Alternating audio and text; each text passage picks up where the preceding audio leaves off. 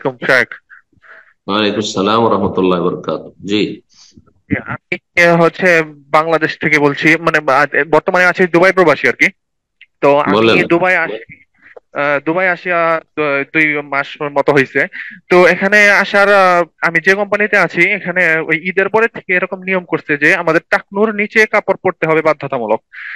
মানে হুম, মোজা যাতে দেখা না যায়, আর জুতা পর্যন্ত একদম মানে নিচে পর্যন্ত যাইতে হবে এরকম ভাবে। আর আগে থেকেই তো দাড়ি তো শেভ করতে হয়, প্রতিদিন ক্লিন শেভ করতেই হয়। এখন আমি বলছিলাম যে আমি তো টাকনুর নিচে কাপড় পরি না, এটা তো ইসলামে হারাম।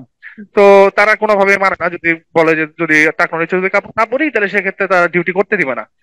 আর আমাদের হুম, বাংলাদেশে তো এখন মানে ভিসাও অফ, আমি অন্য কোথাও কোম্পানিতে ইচ্ছা করলেও যাইতে পারতেছি না, বা হুম। অন্য কোনো রাস্তা আমি করতে পারতেছি না। তো এখন সেই ক্ষেত্রে যদি আমি যদি এইভাবে যদি ডিউটি করি, তো সেই ক্ষেত্রে যে আমি যে মানে ইনকামটা করবো, এটা কি আমার পক্ষে কি হালাল হবে না হারাম হবে? কাজটি আপনার হারাম। কাজ এইভাবে টাকনার নিচে কাপড় রেখে জীবন যাপন করা হারাম। দাড়ি সেভ করে চাকরি রক্ষা করা হারাম কাজ। এই ক্ষেত্রে যদি আপনি নিরুপায় না হন, আর্থিক সচ্ছলতা যদি থাকে, যা খরচ খরচা করে এসছি এটা কোনো আমার জন্য ফ্যাক্টর না, আলহামদুলিল্লাহ আছে দেশে, চলে যেতে পারবো, তাহলে আপনি চাকরি ছেড়ে দিয়ে চলে যান।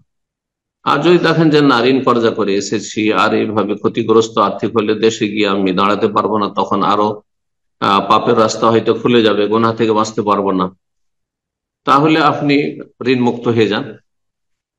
আর আপনি মোটামুটি আপনি এতটা ঋণ মুক্ত এই নয় যে মোটামুটি আপনি কাজের যোগ্য হয়ে যান, না না, এইভাবে জায়েজ না। এইভাবে হারাম রোজগার জায়েজ নয়, এইভাবে হারাম কাজ করে। তো আসলে এরকম ক্ষেত্রগুলিতে চাকরি করাই জায়েজ নয়। আল্লাহকে যদি ভয় করেন তো আল্লাহর উপর ভরসা করেন। আর ঋণ মুক্ত যদি হয়ে গিয়ে থাকেন তাহলে দেশে চলে যান, বা অন্য জায়গায় কোথাও যদি ট্রান্সফার হইতে পারেন হন। না হলে আল্লাহর উপর ভরসা, আল্লাহ সব জায়গায় জায়গা দিবেন এবং রিজিক দিবেন। অফিস সময় রিজিক এবং দুনিয়াতে রিজিক নেই। যারা ধারণা করেছে আমাদের হাতে রিজিক রয়েছে, আমরা যা ইচ্ছা তাই বলবো, আর আমাদের হাতে রুজি রিজিক, এটা ভুল কথা। এটা ইসলামের চিন্তা চেতনা নয়, ইসলাম বুঝেই না তারা।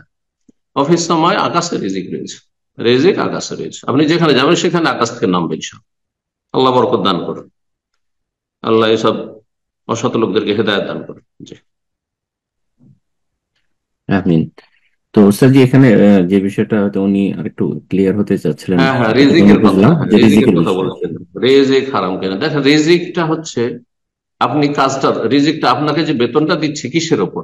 আপনারটা আপনার নিচে কাপড় পরার ওপর দেয় না, আপনার দাড়ি শেভের ওপর দেয় না, যে দাড়ি শেভ করলে আপনাকে এত বেতন দিচ্ছি।